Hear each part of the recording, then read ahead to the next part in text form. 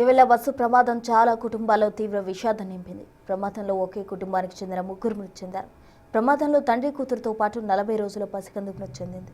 భర్త ఇంటికి కూతురిని తీసుకెళ్తుండగా ఈ ఘటన చోటు చేసుకుంది.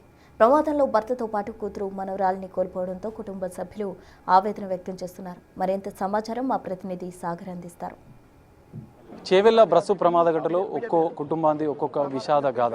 ఓ తల్లి 40 రోజుల పసికందు కూడా ఈ ఘటనలో మృతి చెందింది. అందులో ఆ చిన్నారి తాత కూడా మృతి చెందినట్లు కూడా తెలుస్తుంది. ఆ కుటుంబ సభ్యులు ఉన్నారు, ఒకసారి మనం మాట్లాడించే ప్రయత్నం చేద్దాం. అమ్మ, ఎవరెవరు ఉన్నారు, ఎక్కడి నుంచి ఉన్నారు? నా షోర్ ఉన్నాడు, నా బిడ్డ ఉంది, పెద్ద బిడ్డ సాలిహా, నా చిన్న పిల్ల జోరా ఫాతిమా, ముగ్గురు ఉన్నారు.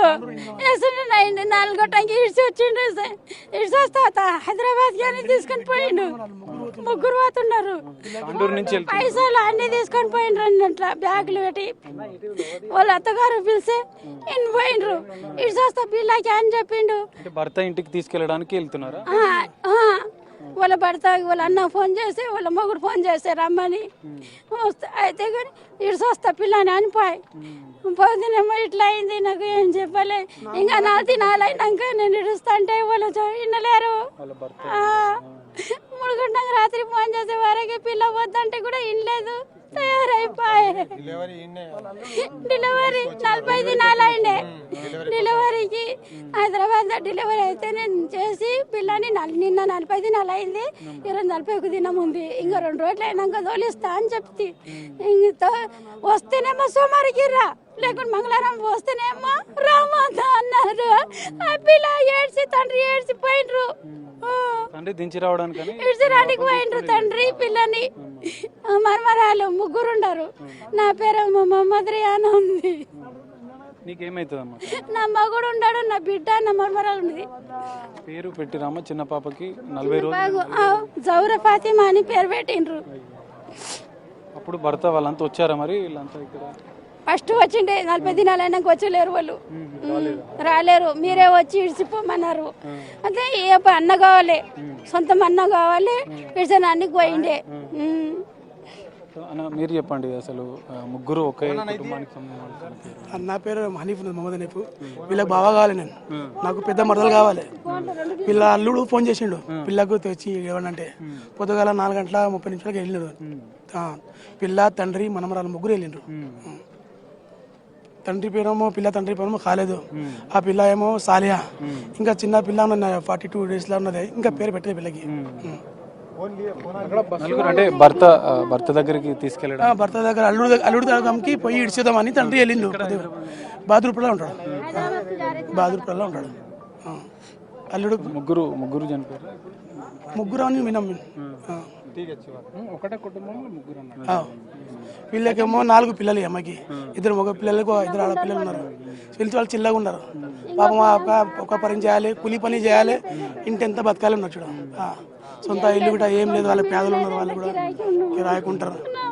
చేసేటోడు ఆ ఒకరినే ఉండే, ఇల్లు మొత్తం నడిచిండే ఆ పని ఉండే. ఇప్పుడు ఆ పని ఇట్లా అయింది, పరిస్థితి ఇట్లా అయింది. చూడు అంటే అక్కడ అప్పుడు బస్సులో ఉన్నప్పుడు మేము అక్కడ పోయినాము.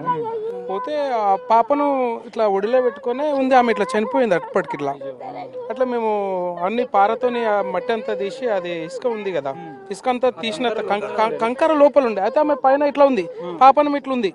మన సినిమాలో ఎట్లా ఉంటుందో అట్లా అయింది. ఇట్లా ఆమె ఇట్లా తీసే పాప ఇట్లా ఉండినది. అంటే బతికుంది అనుకుని ఇట్లా లేపు చూస్తే అప్పటికి పాపకి దెబ్బ ఎక్కువ తగిలింది. తీసుకొని అంబులెన్స్ దాకా తీసుకుపోయినాం. అప్పటి చనిపోయింది. ఆ తర్వాత అందరినీ ఒకరిని అది చేసినాం అన్నట్టు. ఫస్ట్ సీట్ ఫస్ట్ ఇక్కడనేమో లాస్ట్లోనేమో వీళ్ళ వాళ్ళ నాయన ఉన్నట్టున్నాడు, ఆమె పక్కకి ఏమున్నది. ఆ ముంగలంతా డైపర్స్ ఉంటాయి కదా, అవన్నీ బ్యాగ్ కూడా అన్నీ ఉండే. మొత్తం అంతా మట్టి పడ్డది దాని మీద, మొత్తం ఇసుక, అదేమంటారు, అది కంకర మొత్తం దాని మీద పడడం వల్ల ఈ ప్రమాదం ఎక్కువ జరగడము, ప్రాణ నష్టం జరగడం కారణం ఏంటంటే ఎక్కువ ఏదైతే కంకర ఉందో కంకర వల్లనే ఎక్కువ ప్రాణ నష్టం జరిగింది. ఒకవేళ కంకర మీద పడడం వల్ల ఊపిరాడక ఎక్కువ మంది చనిపోయారు. ఒకవేళ కంకర లేకుంటే ఒక 5-6 మంది చనిపోయేటోళ్ళు. కంకర ఎక్కువ వాడడం వల్ల ఊపిరాడక ఎక్కువ మంది ప్రాణాలు కోల్పోయారు. ఈ తల్లి పాపని రక్షించేందుకు ఇట్లా అంటే తండ్రి ఏమో ఇటు సైడ్ ఉండే, ఆ పాప చేతులనే ఆమె చేతులనే ఇట్లున్నది, పట్టుకొని ఉన్నది, చేతిలో పట్టుకొని ఇట్లనే ఉన్నది, ఇట్లా ఉంది. ఇక మేము ఆమెను ఇట్లా కొద్దిగా అని చేతిలో పట్టుకొని ఇట్లా తీసి చూసినాం. తీస్తే పాప బతుకుంది అనుకున్నాం ఫస్ట్. ఆడు పోయి కల్లా చనిపోయిందంటే ఇక మేము అక్కడనే పెట్టేసినాం మేము. చూడొచ్చు ఒక హృదయ విదారక దృశ్యాలు మనం చూడొచ్చు.